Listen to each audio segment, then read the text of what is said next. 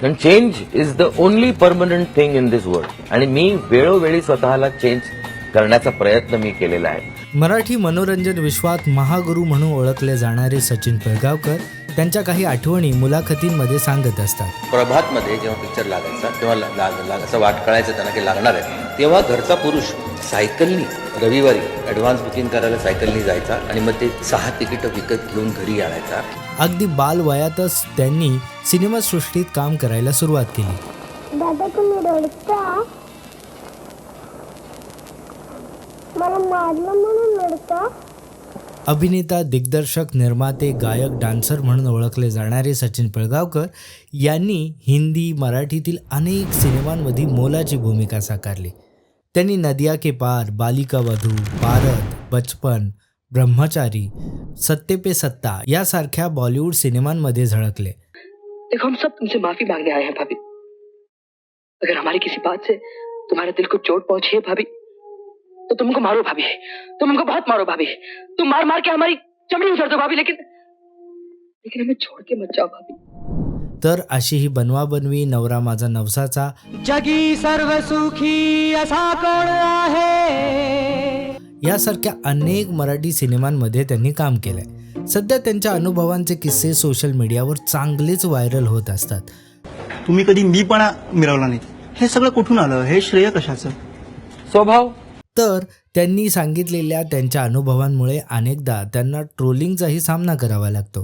कारण माझ्या मागे तो अनुभव होता जो आमच्याच्या मागे नव्हता.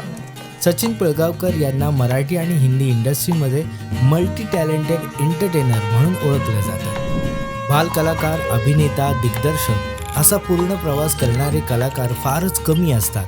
हा माझा मार्ग एकला 1962 सालच्या या मराठी सिनेमातून त्यांनी अभिनयाला सुरुवात केली आणि पहिल्याच सिनेमात त्यांनी बालकलाकारासाठी असणारा राष्ट्रीय पुरस्कार मिळवला.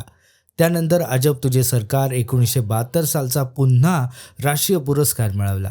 त्यानंतर अनेक पुरस्कार वर्णी लागले.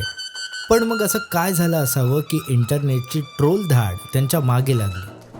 सुष्मिता सेन एकदा म्हणाल्या होत्या, लोक प्रश्न विचारणाऱ्यांना लक्षात ठेवत नाहीत. They will record your answer. प्रचंड गाढा अनुभव असूनही आपल्या अभिनयाविषयी बोलताना स्वतःची प्रशंसा करणं टाळू शकले नाही.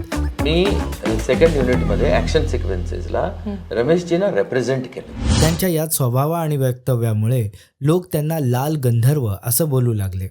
मेरी मादरी जबान जो है वो मराठी है. बिल्कुल. मैं सोचता उर्दू में हूँ. क्या बात है.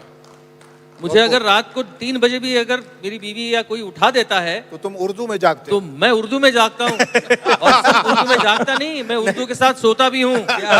उर्दू एक ऐसी सौत है जो मेरी बीवी को पसंद है. त्यांनी केलेल्या कार्याचा संबंध महाराष्ट्राला अभिमान आहे आणि कायम असेल. 90च्या पिढीच्या बालपणाच्या आठवणींना त्यांनी व्यापलं आहे, हे निर्विवाद सत्य आहे. कारण कितीही वेगवेगळं असली तरी मराठी, हिंदी सिनेमासृष्टीतील त्यांच्या कार्याला वगळता येणार नाही, हे सत्य आहे. बड़े अच्छे लगते हैं. इतक्या मोठ्या लेजंडला आपण शिकवणं म्हणजे सूर्याला दिवा दाखवण्यासारखं होईल. तरीही व्यक्त होण्यासाठी कमेंट बॉक्स खुला आहे. फक्त